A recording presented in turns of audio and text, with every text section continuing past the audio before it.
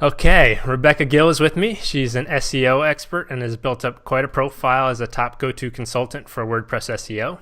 She runs Web Savvy Marketing, has several SEO courses, an SEO podcast called SEO Bits, the SEO Launchpad Facebook group with over 1,000 members. She speaks at WordCamps, does guest webinars, and on and on. So I'm really happy to have you here, and thanks for taking the time. My pleasure. Thanks for having me. So I assume it's safe to say you like SEO.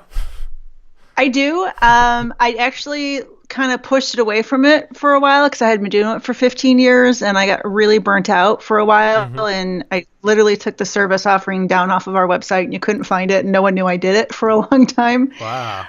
But, I recaptured my love for it as the technology was changing and the industry shifted. And I am back to loving it again and not just doing it, but also teaching people and empowering them to be able to do it themselves. And I think that's where I really found my love for it, is that education portion. Do you remember like a specific catalyst that got you back into it?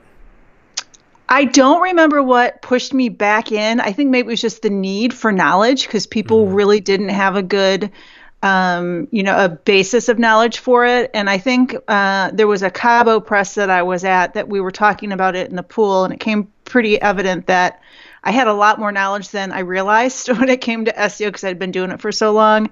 And I know at that point, I was floating in the pool with Corey Miller, and he was pushing me to really start educating people on it because he said, there's a lot of people that want to know what you know, but don't know where to go to get that information. And that was, if there was a catalyst, it would probably be that. And because I kind of took a step back and I'm like, he's right. The people don't know what to do. And I'd like to teach them. So. Gotcha. So SEO consulting and information products, even WordPress SEO, it's a pretty busy space, and you can probably assume that the competition in that space, most of them, or at least a lot of them, know what they're doing and are pretty good at trying to outrank you. So why do you feel you've been able to separate yourself from the crowd in SEO?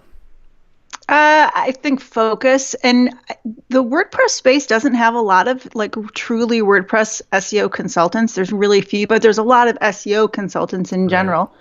And it's definitely difficult to compete against them. But my client base is, I would tell you, 70% WordPress and 30% of other packages or technologies that I don't even get to touch. I give the recommendations to the clients. Gotcha. But it is hard to compete in the SEO space against other SEOs because getting on page one and staying on page one is really difficult because everybody knows what they're doing. Yeah. So. Do you like I said, you have a whole bunch of different, you have your hands in a whole bunch of different areas like podcasting, of course, you blog, you have the Facebook group. Do you think any one of those endeavors in particular has been particularly helpful in separating you from the crowd? No, honestly, no. And I think I've always been a really strong proponent of having a diversified portfolio and lead stream, right? Whether it's your service offering or it's where the leads are coming from, basically not putting your eggs in all in one basket. And you can see that that's what I'm always doing, whether it be solely WordPress consulting or WordPress and SEO and the podcast versus speaking at conferences or the Facebook group, or the written word and blog posts. I try to make sure it's very diversified. So if one avenue or route is compromised, I don't have a long-term pain from it. I can rebound pretty quickly. I will say that the podcast has taken me by surprise. I just started that this year, and I think it was early summer. I'm surprised at how many people listen to it. And I mean, before I launched, I had over 200 subscribers to it. And then when you don't realize who's listening to it. And then when you're talking to somebody on a sales call, like I had this morning, the CEO gets on the group call and he's like, well, I was listening to your podcast last week, and he starts quoting something I've said, which kind of takes you aback because you don't realize that they're listening because it's a podcast and it's not interactive. It's, one-way communication. So that has definitely been a surprise to me. And I've been doing this for a long time. How long have you been doing the podcast in particular? The podcast, I've only been doing it from since June, May or June. So I feel like most people that I've talked to, they say when they start a podcast, you're doing it for 6 months, even a year, and kind of not getting any positive reinforcement. You kind of just have to go into it just assuming that it's going to take a long time to build a listenership. Have you been doing anything unique, do you feel, in your promotion of the podcast? Well, I cross-promoted across, on all the websites. It's in the header. I mention it when I'm at WordCamps. I've got the Facebook group that I will share podcasts with. I have it on forums and things like that. And then I do a lot of download options for it to try to help get subscribers. And we have, I think, 450 subscribers now. But it's a long game, and I don't do it for the subscriber numbers. I do it to educate, and then when I'm getting new clients, new SEO clients from it, or people who have bought the course because they've heard of the course through the podcast, that's the reward right there. It's a double win of helping people, and then you're actually generating revenue from it. Right. So am I correct in saying that web savvy marketing is still the main part of your business? Web savvy marketing is the main part of the business. It manages the custom development work that we do for websites, and it also manages any of the hourly consulting that I do, like the one-time projects or some retainer projects. Mm-hmm. So that is the main revenue stream for sure. And then I've got DIYSEOcourses.com and the podcast, which is kind of lead gen at this point. Yeah. So you view the podcast as lead gen. Is that like specifically why you started it? No, I just wanted to help people. Honestly, and I had people kept telling me I really need to do a podcast, and I thought, all right, I'll try it. And the only reason I didn't is because I hated the sound of my voice. I just couldn't stand it, and so now I've kind of gotten used to that, over time. And the lead generation of it has been unexpected and very welcoming. Yeah, definitely embraced it. Do you have a sense of like what percentage of your leads are coming from the podcast? I don't know. And I don't, because I don't ask people where they find me at. But like today when I'm on that call and someone says, I was listening to your podcast. And I've had people say, though, you're, in the inquiries or as soon as we get on the phone, I found you through the podcast. I really liked what you said. Mm-hmm. And I think podcasts work because it is an avenue that's not the written word, so people can hear your voice, they can hear the emotion in your voice, they can hear the passion in your voice, and and people can get a feeling of, I'm not going to BS them, I am ethical because of the way that I speak in the podcast. It's pretty matter of fact, and in the SEO industry, that's definitely embraced because that's not always the norm. Yeah, so you think that the human aspect of podcasting, when people find you, at least in part due to the podcast, do you think that helps in the sales process especially? Yes, yeah, absolutely. And I have a client who does great at sales, and they've been around for a long time, but I'm like, man, you guys need to get in podcasting because Jeff would be great. And they just launched their first one this week, and I was like, yes, because I knew that they're going to get benefit too.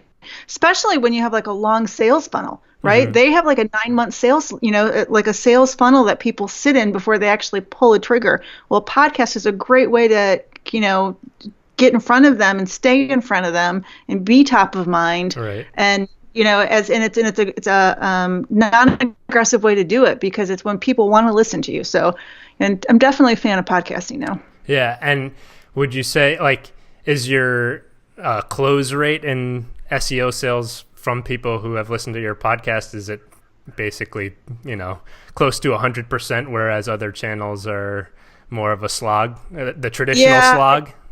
I think that just the sales process with SEO in general is different than like say a website because it's not something that you physically deliver to people, mm-hmm. right? And it's not something that they're going to say at the end of this 30 days or 60 days, I have a website and you're done. SEO is definitely a process, and people, and it's also way more expensive than people expect because it takes way longer than they think. So, when you don't have success for a lead with SEO, it's generally not any other factor besides the time and the cost that's involved in it and the prospect's expectations of what's involved. It's very mismatched. Gotcha.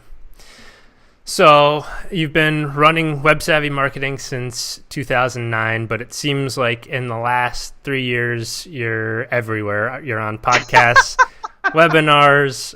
You did like some co-marketing or a webinar series, I guess would be a more accurate way of saying it, with iThemes, I believe. Yep. You've been doing a lot of speaking at WordCamps. Has this been a conscious decision to kind of spread your wings a little bit more and get in front of more people in the podcast circuit and the speaking circuit? Or like, did it develop more naturally? Were you just starting to get more requests for this kind of stuff? Honestly, the answer is probably what no one expects and very few people know. In 2014, I had a scare with cancer where I was going through a bunch of testing, and for like 6-8 weeks, I thought I had cancer. Wow. And it was right before WordCamp Las Vegas. I think it was 2014. And I finally got the, you're okay, it's not cancer, you don't have cancer, but I was so just exhausted from the whole thing, because it was just such turmoil that I remember looking at my husband and going, you know what, I want to go to a WordCamp. I think I'm going to go to Vegas. And he's like, why are you going to a Vegas WordCamp? I go, I just need to check out of life for a minute. That personal life, I need an exit, and I just needed to reset. And I knew it because I knew that about myself. So I went, and I just met such wonderful people. And I just realized that our community was full of these just fabulous individuals that have so many different skill sets and wonderful personality traits, and they're from all over. And that's where I met Carrie Dills for the first time in person. And, and we're really good friends. And it's just, I walked away from that thinking, I need to get more involved in the community. And it wasn't, I need to get more involved in the community to sell my stuff. It was, I'm missing out. Mm-hmm. And I really want to kind of step in further, and I want to be part of this community, because after seeing these wonderful people and, spending time with Kareem Maruki and Chris Lemma, and there's just tons of people, I was like, oh my gosh, I'm missing out. And so that was the entrance in. And then I started to go to away camps and started to speak. And the speaking was just so I could actually, get there and have a reason to go. But it's been a snowball effect, because the more you speak, the more you're out there, the more business that comes in, the more credibility you gain. But it wasn't this master plan. I would love to say I had this master plan that was all, executed to a success, but it wasn't. It just was, honestly, I had enough of my personal life, and I needed to take a break. Yeah. Gotcha. Yeah. That must have been a scary time, and well, maybe there was a positive to come out of it. It sounds like there was absolutely a positive to come out of it, because I've met so many wonderful people, and I am thankful for the industry that we're in. Yeah. So you said you deliberately started to try to get more speaking gigs to give back to the community.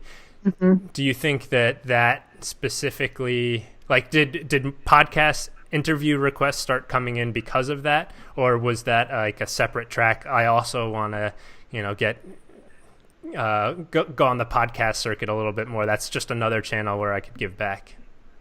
Well, so I started speaking, and then I realized when I was speaking, that was bringing in business, because people would come to me afterwards and say, I heard you speak at X. I'd love you to work, with us. And so then, as after I was speaking for a while, then people were asking me to do podcast episodes.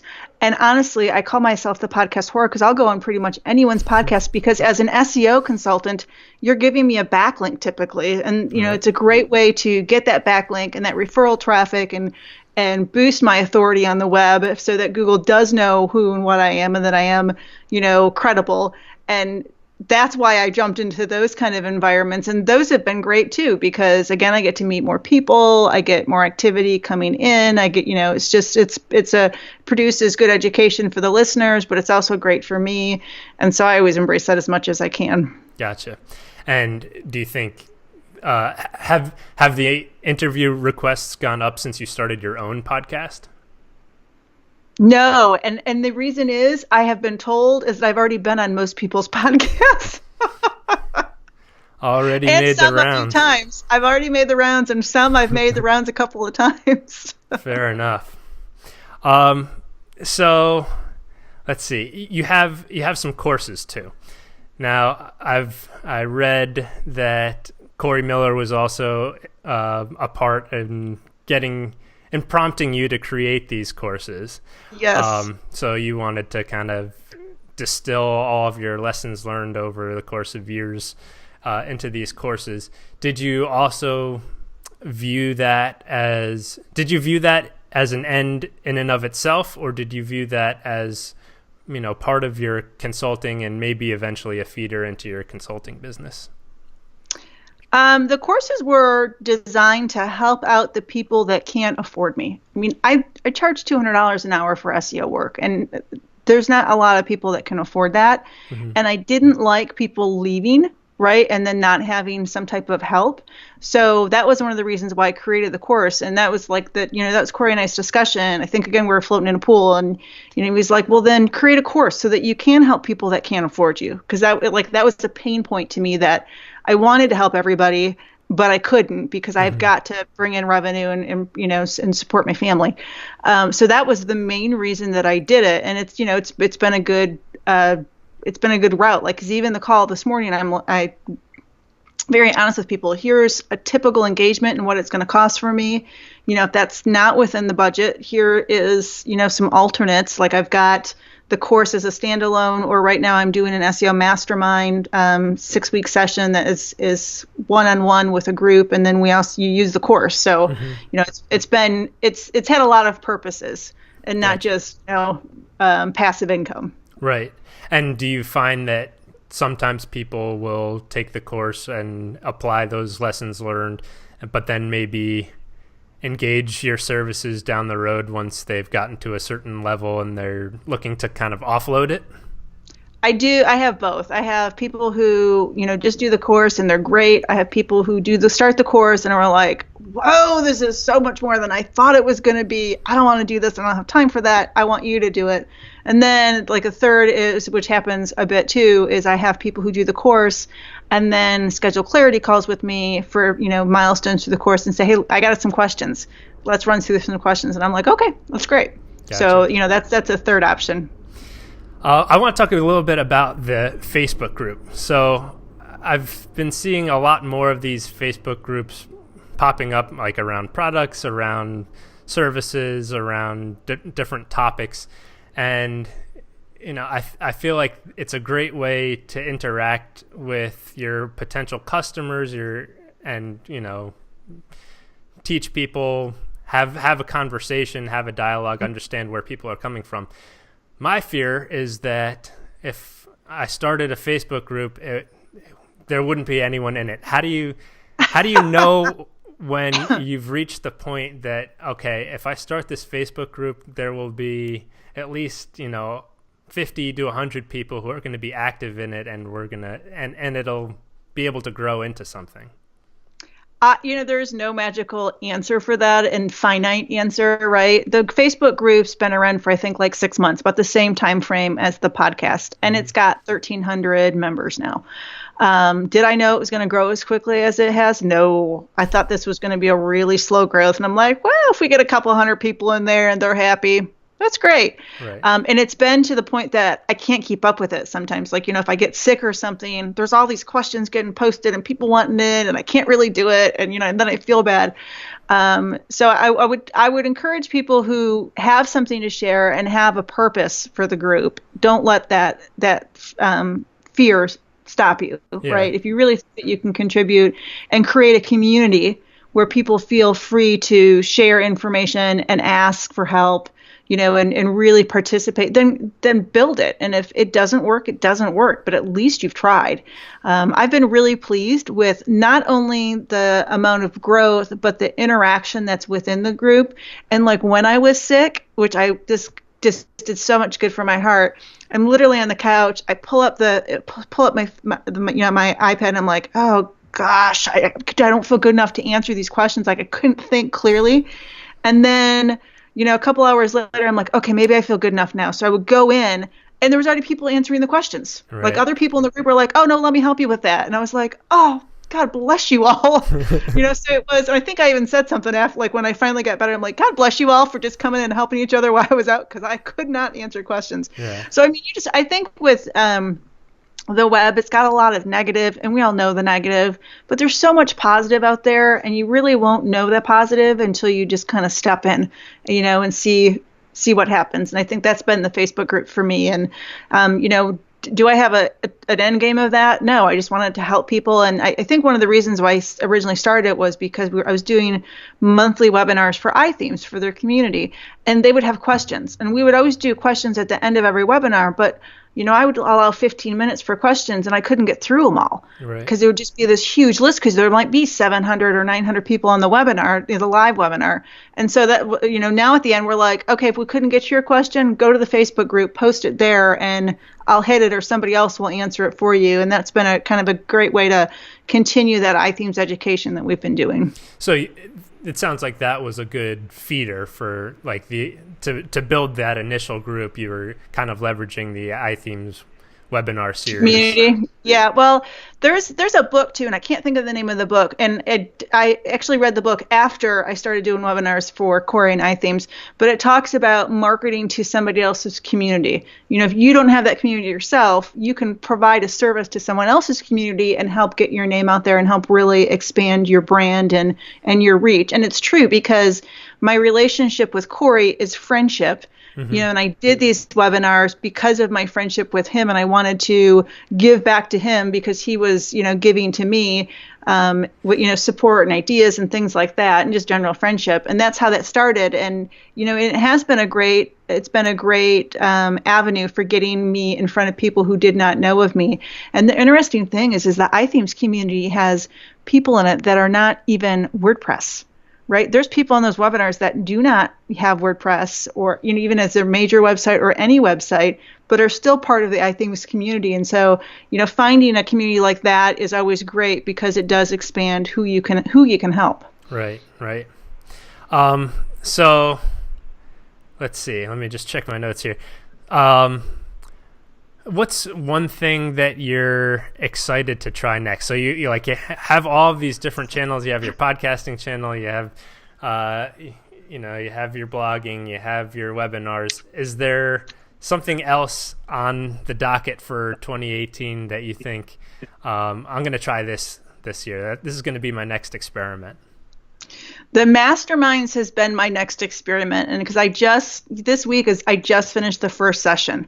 Right. And it was funny because I really hated the phrase mastermind. I did not like it until I got to Cabo the first year, and, did Cabo Press, which is, called a mastermind. And we had an evening one night, and like an evening discussion. And I was almost in tears because of the group conversations. And, and I don't, my history, my background makes me not want to ask for help. It's just not part of who I am, and I'll barrel through, and even if to my own detriment, right, without asking for help.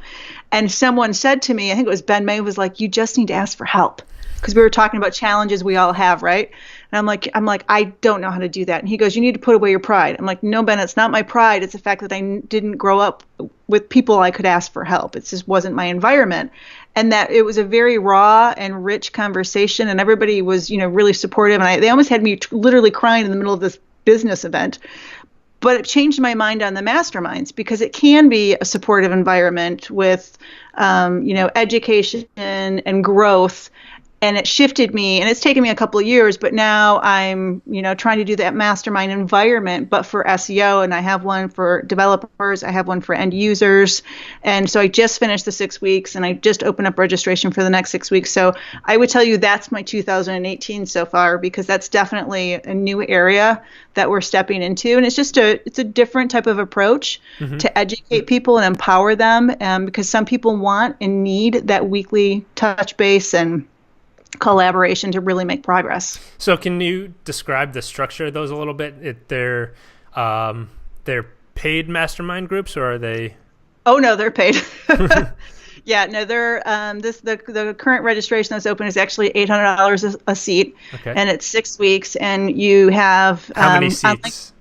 10 per group. 10 per group. I limit it to 10, so it can be really intimate. But you have online coursework before you come to the session. So you have specific lessons you're going through. Then you have specific homework you're doing before you even get to the session. And then we review your session, review the topic at hand.